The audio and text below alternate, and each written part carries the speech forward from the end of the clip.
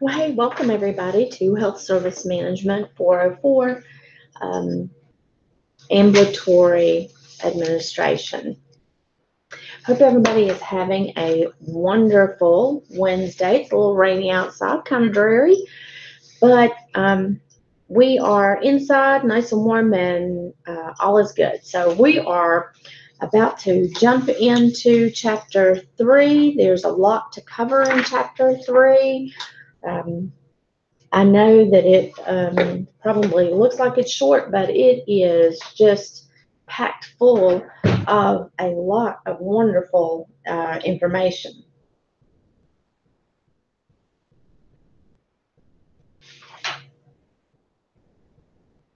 First thing I want to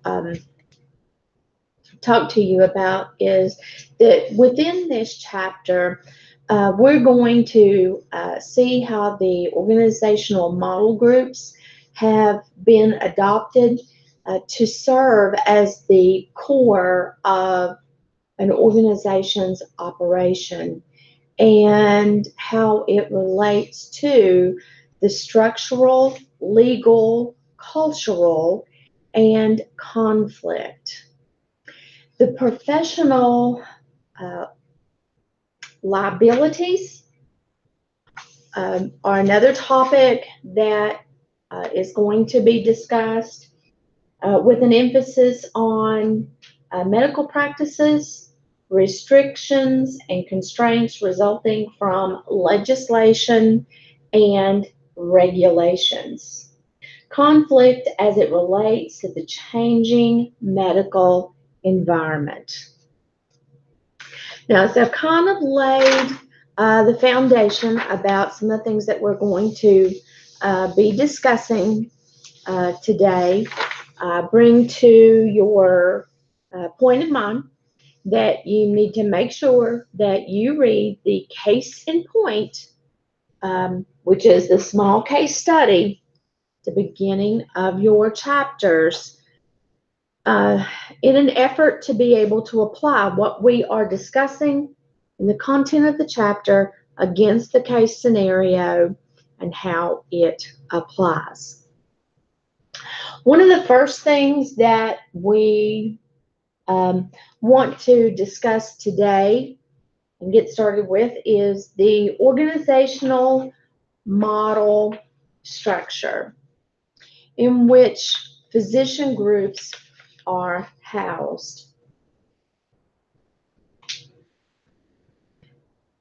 These can take on a number of different forms, as there are numerous different types of uh, medical practice model structures. And the first one we're going to talk about today is the sole proprietorship. One of the other things that I want to bring out in regard to these organizational model structures before we move forward is that each one of these corporate structures of the physician organization is important because, as I said earlier when I was talking about the laws and the regulations, the way that these laws and regulations apply to these organizations are different. Therefore, it's critical that you are able to understand the relationship of the laws and regulations in an important is a very important aspect related to you. Excuse me for just one moment.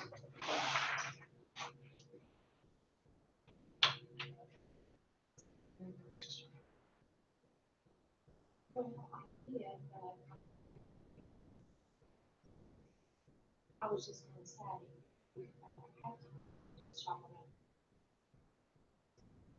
choices that we are you on? Oh,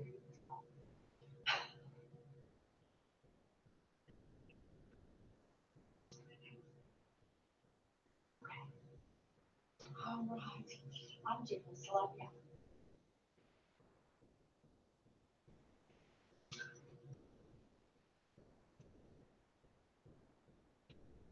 the physician's practices that you are going to be managing are going to really be relying on you to make sure that you, or most of them are going to want to make sure that you are keeping up with the laws and regulations that are going to apply to that specific organization that you are managing. Now, the first one we're going to look at is the sole proprietorship. It's one of the simplest models. It's not a true organization in the usual sense for tax purposes. It bears the name of a solo practice. Physicians own the practice for profitability, and it bears the responsibility of delivery of care, financial, and legal issues. Physicians in this particular practice is going to be making all of the decisions about the practice, and they will be responsible for the development as long as it's within the law. Now, I'm not going to spend a great deal of time on this because as common as it was at one time, today it's rare. As medical services have become very complex and have expanded into some of these other models in an effort to meet the needs of the ever-changing healthcare world. Partnerships are agreements that are prepared between individuals within that partnership. They are governed by state law, and the agreements have latitude. They are constructed to meet the needs of the partnership and the organization. And each one of the partners have equal shares. What that means, they have equal shares of profit or loss. They are entitled to equal voting rights. They're responsible and liable for the debts of the ventures in most of the partnerships. Means that they're going to share that financial responsibility. One thinks that looking at that partnership, just from a distance, that it appears to be less complicated or complex than a corporation. And we can find some of those characteristics in a number of single specialty physician groups. When the organization may have other members, sometimes the business is controlled by the owner partnership. Most partnerships are organized under a subchapter S with a status and is frequently called an S organization. The partnerships have specific advantages over a corporation because the partners are taxed individually. In a corporation, the corporation is taxed, and then should there be any dividends or any kind of a profit, then the individuals are given a portion of that profit and they're taxed again. Commonly known as double taxing.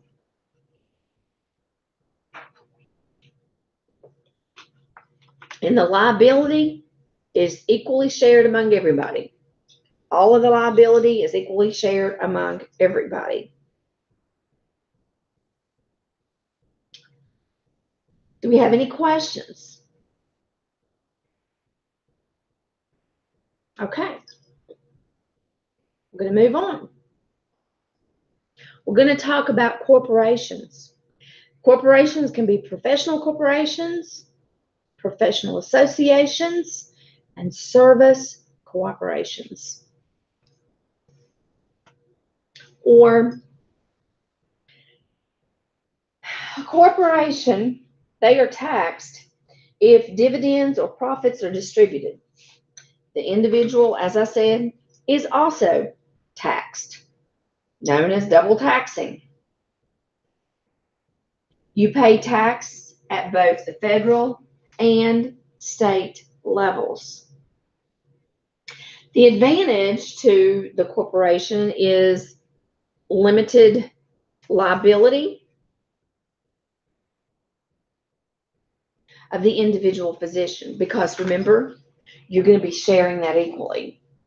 So if you have, 4 physicians that you are sharing that equally with, you're each, we'll just say bearing 25% of it. So therefore, you're looking at the burden and it does not appear to be as great as if you are a practice with 2 physicians and you are carrying 50% of that liability. The disadvantage to this is, like I said, it is the double taxation.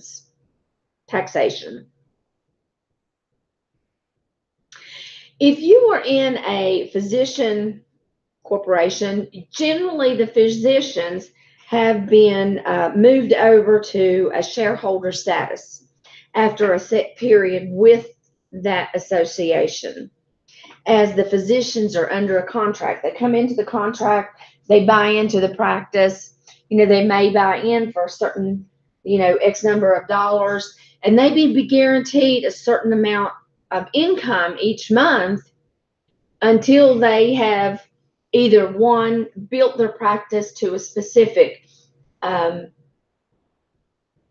patient population that they're serving, or if they have, met their months or years of term within that contract, meaning that the contract may say that they are going to pay them $5,000 a month for the first 12 months, at which time the physician should have populated a steady patient practice of their own within the practice, serving, let's say, 200 patients. So regardless, at the end of that 12 months, his guaranteed monthly income is gone. It's going to be based upon, what he's bringing in.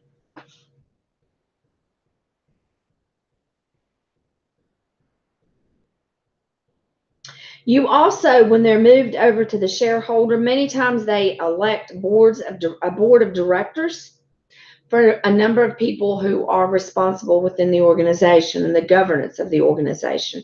And remember, we've talked about, the different ways that the governing body of your practices can be set up. You can have different types of management models. The physician leader only, which is a recap from last chapter, a physician administrator team, or an administrator only. Now, those are some of your management models, but within some of that, you have different leadership roles. And when the organization is dealing with boards of directors, there are different leadership roles that are going to occur.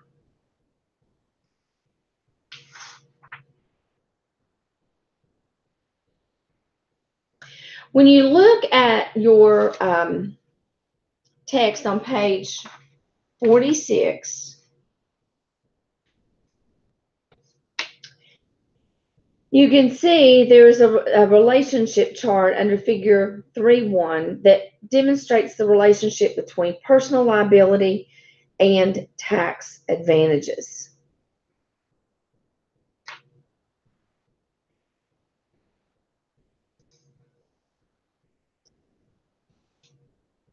Any questions? Okay.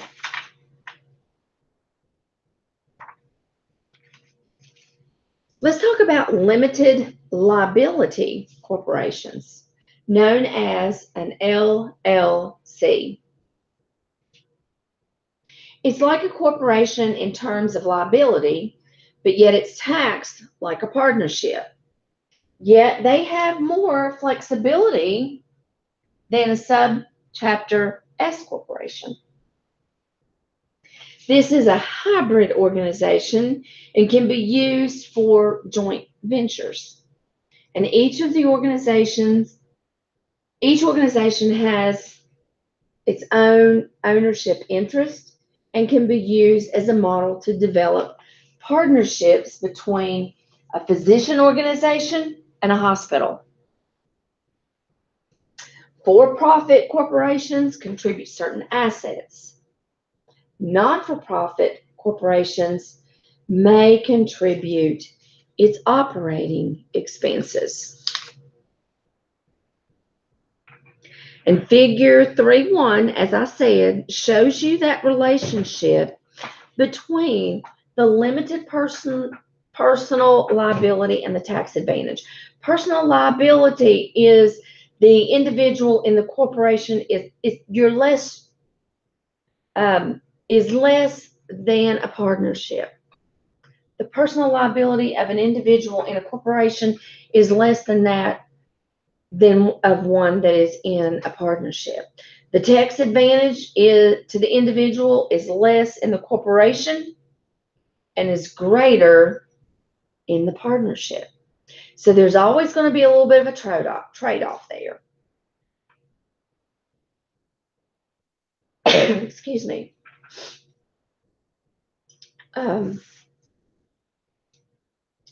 Let's look at the foundations. Foundations are not-for-profit organizations, or known as a 501c3 of a federal tax code. They are called charitable trust, and they must devote a substantial part of their mission to research and education and other public good to qualify. Now, hospitals typically organize as not-for-profit, as well as some of your large specialty clinics.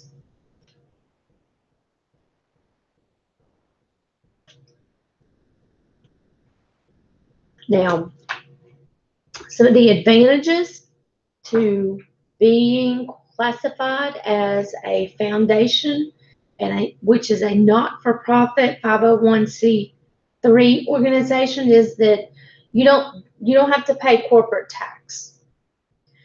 You can accept charitable donations, and that participation in tax-exempt financing.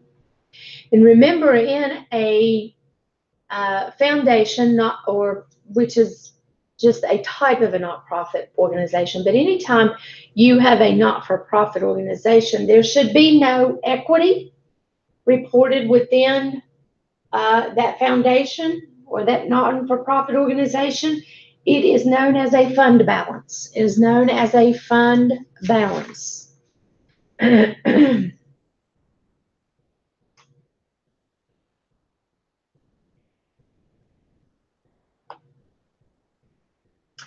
Within this not-for-profit 501 or 501c3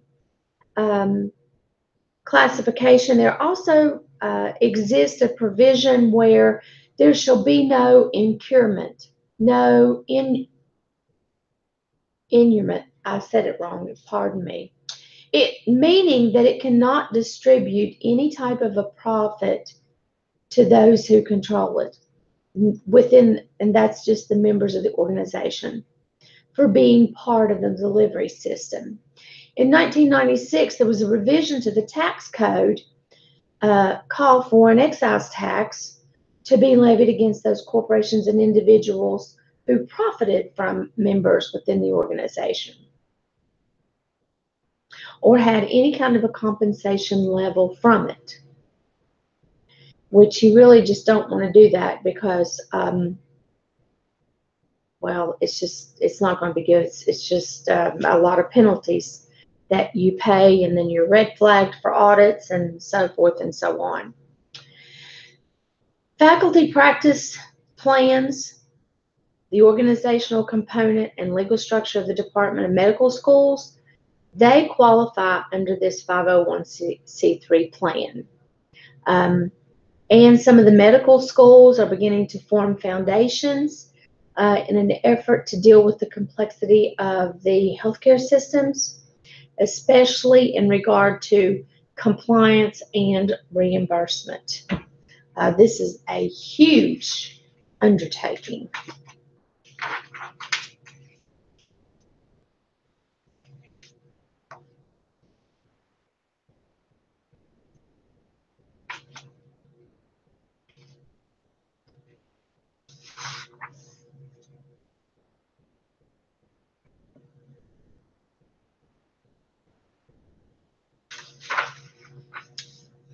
Professional organizations are going to describe a number of unique characteristics that are only found in professional organizations.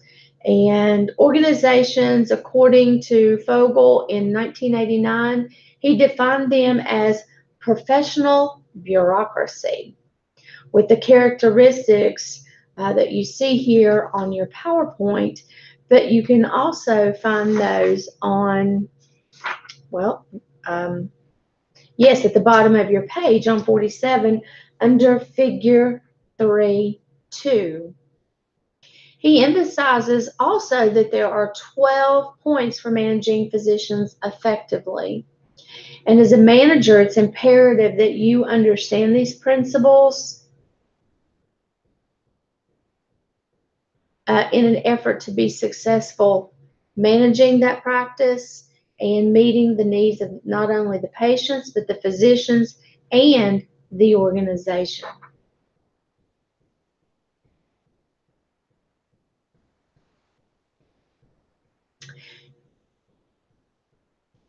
Some of the characteristics that are very unique to this professional bureaucracy is there's a standard set of skills shared by the professionals. We pretty much, each professional group, we have a certain skill set that is pretty much standard across the board. Anybody who works in the healthcare field, whether you are a CNA or whether you're a doctor, have been trained to be able to take a blood pressure and a heart rate. Organizations are decentralized, just meaning that they're able to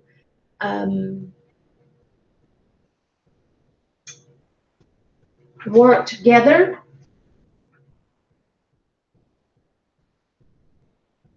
Pardon me for one more moment.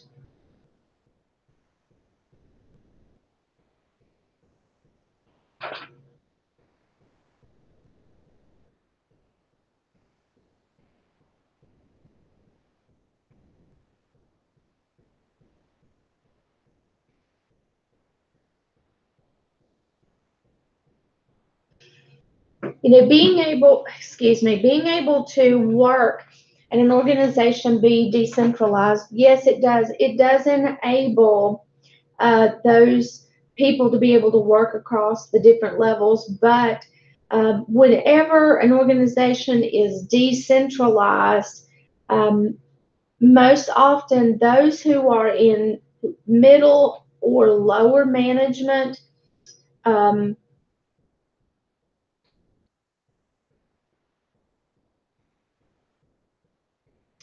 they are able to make some of the decision processes as to how things will operate. So whenever you are working within, these physician offices, you will have a certain amount of autonomy to make some decisions without input from upper management. Marketing and functional units operate side by side. When your marketer is out working within the community and networking across the different organizations, um, you've got to be able to understand that functioning unit and how they work together, and you've got to walk hand in hand with that. It's like me going out to a physician office and, telling them the services that we provide and the features about that our equipment possesses, and that they can deliver fast, um, timely, state-of-the-art images with a report in 24 hours or less. Now, I'm out marketing that to my constituents and other caregivers, but on the inside, if the functional unit is not working the way it's supposed to, then I'm not able to deliver, and we are no longer walking side by side. The bureaucracy serves the professional and relies on their skill of knowledge. The organization produces standardized products and services. And when they're talking about those two bullet points there, the professionals,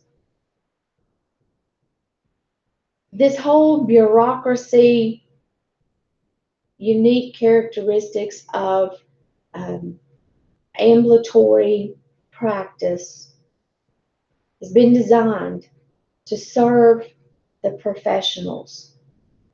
And even though we're designed to serve them, we have to rely on their skills and their knowledge in an effort to convey to us what it is that they need, so that we know how to better serve them and to be able to standardize, certain products we're going to be ordering on a routine basis, and the services and the process that we're going to follow for those services in an effort to meet the organization and professional organizational goals. So it's key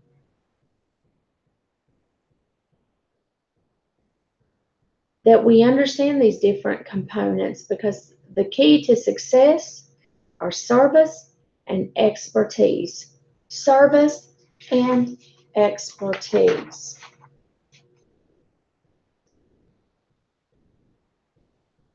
So what is it that you need to know about the physician? You're going to be going in and managing a practice. What do you think you need to know? Some of this I know we have talked about in some earlier. One, physicians are trained to operate independently. Remember, they have been taught to be captain of the ship. They love having that control and autonomy to do things according to how they see fit. They do not thrive in an environment where they are regulated, where they have too many demands upon them. Power rests with the physician. In your practices and these physician-owned practices, the power does rest within the physician, because ultimately, whoever is the owner or the president, whatever the official title is that member has, they ultimately will make the final decision on everything that pertains to that organization. Physicians join organizations for shared resources and skill enhancement.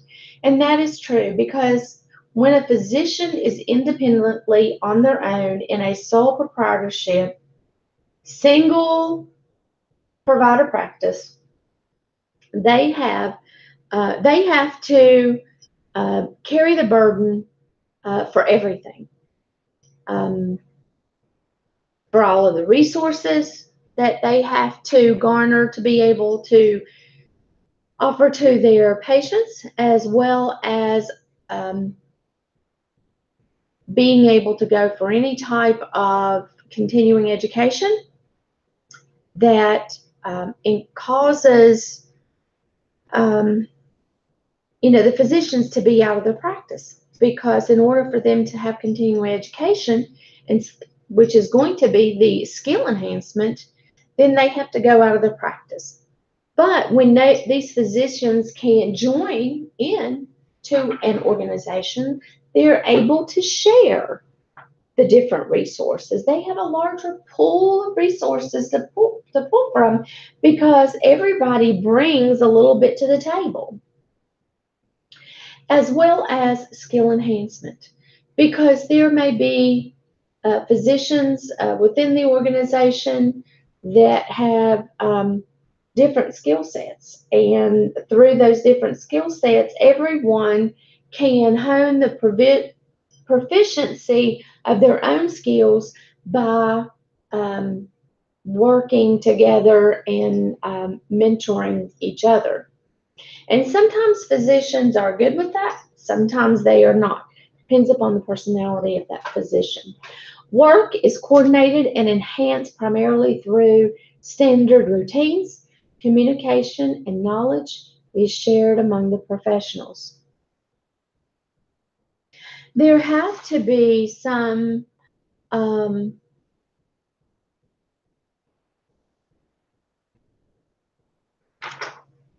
there has to be standards that are set in place.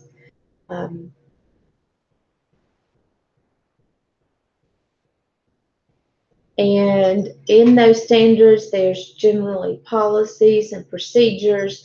What is the normal routine for certain things? You have to work very coordinatedly across the continuum of care, not only within your organization, but on the outside of the organization, and therefore communication and knowledge is shared among the professionals, and it's critical to the patient experience and positive healthcare outcomes for that individual.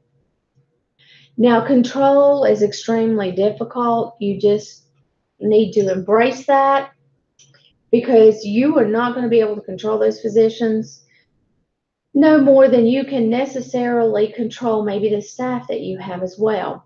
But definitely not those physicians, because one thing, they don't want to be controlled, they don't like to be controlled, and honestly, they just will not be controlled, because they are the captain of the ship.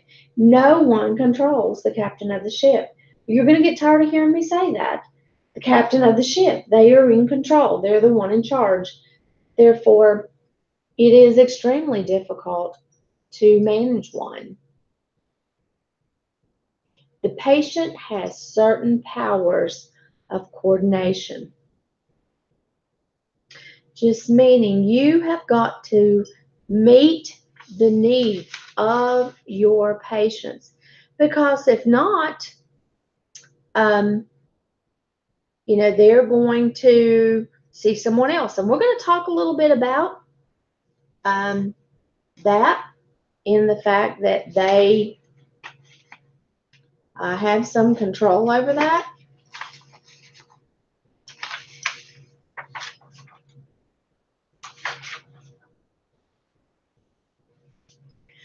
We also need to keep in mind that this bureaucracy is set up to meet the needs of the physician.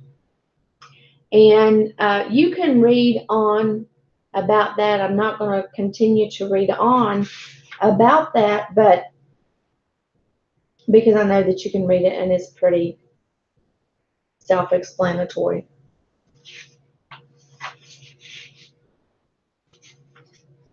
Some of the things we do want to talk about are some of the legal issues that are going to be found throughout this chapter. They are legal issues that are pertinent to group practices. And some of the principal legal issues may seem to be professional liabilities, antitrust, but there exists a number of other legal questions, and that falls under the Corporate Compliance Act, which is related to fraud and abuse, false claims, kickbacks, things of that nature. And because the government is the largest single payer or purchaser of health care, Medicare has been the origin of most of this litigation and regulations since the early 1970s. Physician-patient relationships have been established as an expression of an implied contract. Did you ever think about that? Whenever you go into the physician office, when you go in there to see that physician, and that physician accepts you as a patient, that you're basically entering into an implied contract. Because that's going to exist when the physician agrees to see you, whenever you make that appointment. And there is a professional liability that comes into play when the patient believes the contract has been breached. The physician did not adhere to the agreement in the implied contract. And this is when professional liability cases arise. Malpractice insurance suits come into place that can include intentional torts and breach of contracts. A tort is an intentional wrong that results in an injury.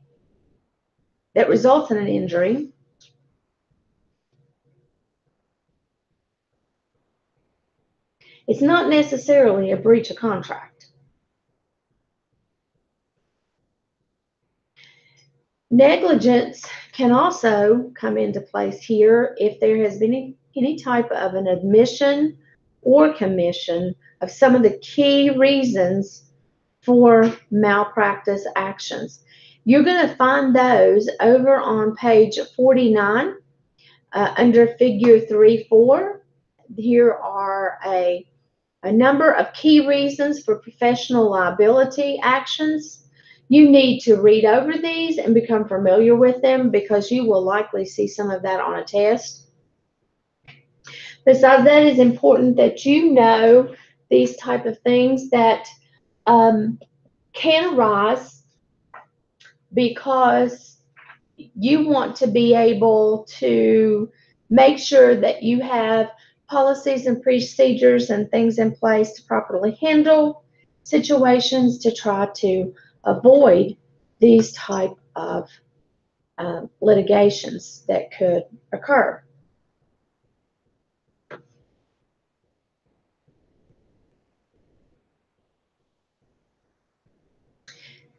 There are specific things that physicians are responsible for as a result of these key professional liability actions. And there are 4 elements that one has to have in place to prove negligence.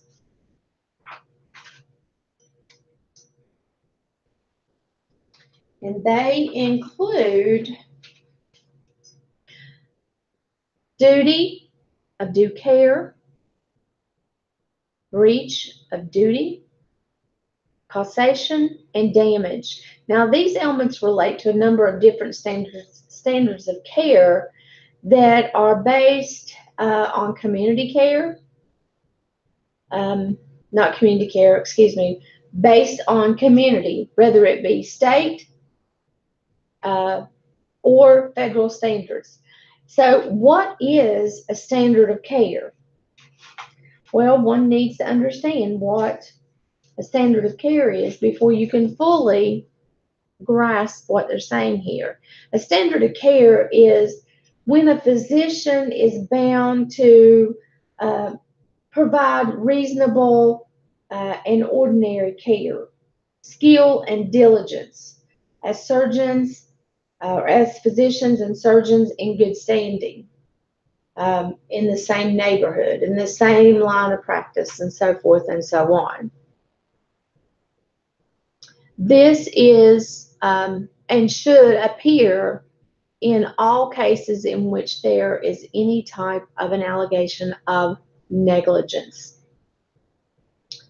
Premiums for professional liability insurance have gone up sharply in the last 25 years, and it's not unusual for physicians to leave their home state where they're practicing and move to another state because of the cost of the high cost of malpractice insurance. We actually experienced that here in our area about 29, 30 years ago. And I know you're sitting there probably thinking, oh my goodness, we still don't have a great deal of physicians and the malpractice insurance is still high. But back in the day, 30 years ago, we had even less than we have today, and we virtually had no OBGYNs because the malpractice insurance had become so cost prohibited here in the state because of malpractice suits that physicians were uprooting from their home and relocating into states with lower malpractice insurance. Therefore, I mean, they were paying less money out of their pocket or negotiating more within a contract.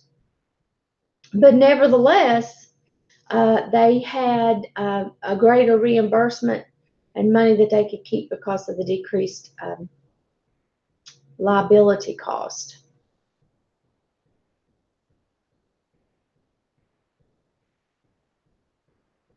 It is imperative that the managers, and again reiterating that as managers you have a full understanding of the ramifications of professional liability and the malpractice potentials.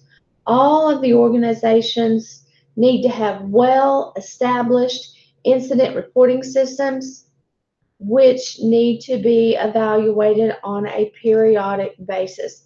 Guys, even your hospitals have incident reporting systems. Every organization should have incident reporting systems, whether they are in healthcare or not. Let's say you're working in a restaurant and you have cut your hand on a slicer. It wasn't anything major, and you think, yeah, I'm not going to fill it out. I don't need to write that up.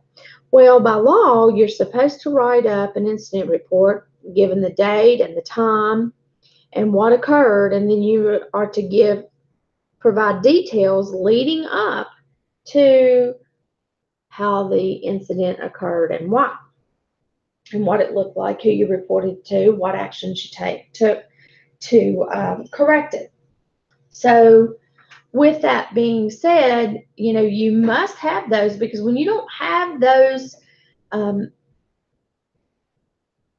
professional liabilities and malpractice potential mechanisms to protect you against that professional liability in place, you are a sitting duck for a lawsuit. Because, hey, I didn't fill that incident report out, but then you know what?